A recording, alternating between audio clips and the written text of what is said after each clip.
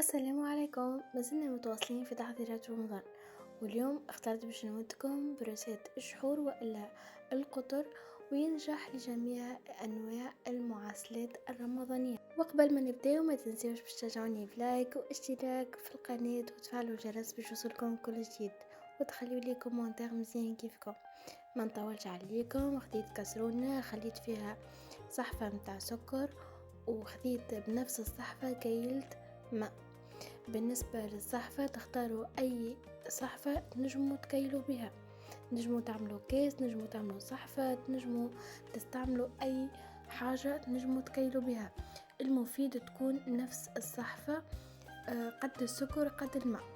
خليت صحفة سكر وزدت عليهم نص كمية الماء وعملت نصف عصير ليمون. وبعد ما عصرت الليمونة لهنا زدت طرف من شطر الليمونة اللي أنا عصرتها وزدتها للخليط. خليته على الغاز يغلي حتى لين كيف ما قاعدين تشوفوا بدا يبقبق والسكر الكل ذاب في وسط هذاك الماء. توا باش نستنى شويه ومن بعد باش نزيد كميه المتبقيه متاع الماء. بالنسبه لي انا راهي هذه انجح وصفه شحور، تاخذوا قد السكر قد الماء.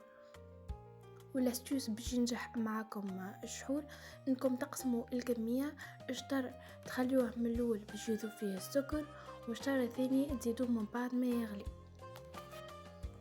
ولهنا بعد ما غلى الشحور بعد ما زدنا له الماء الروبير متاعنا باش نعرفوه اللي هو حضر هو ذاك طرف الليمون القشره هذيك اللي احنا زدناها.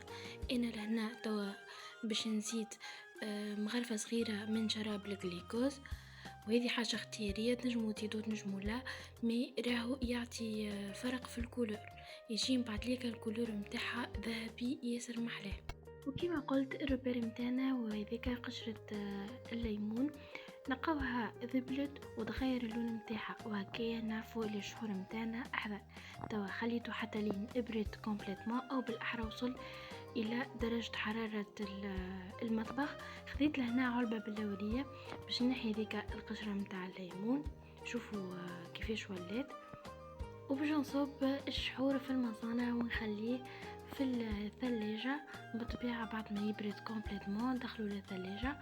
وهكايا وقت نعمل يويو والا اي نوع متاع معسلات نلقى الشحور ديجا حاضر، جوست باش نسهلوا على روحنا في رمضان وما نتعبوش. ان شاء الله تكون الغوصات عجبتكم، نتمنى تجربوها وتعطوني رايكم واستنوني في فيديو جديد وخليكم في امان الله. باي باي.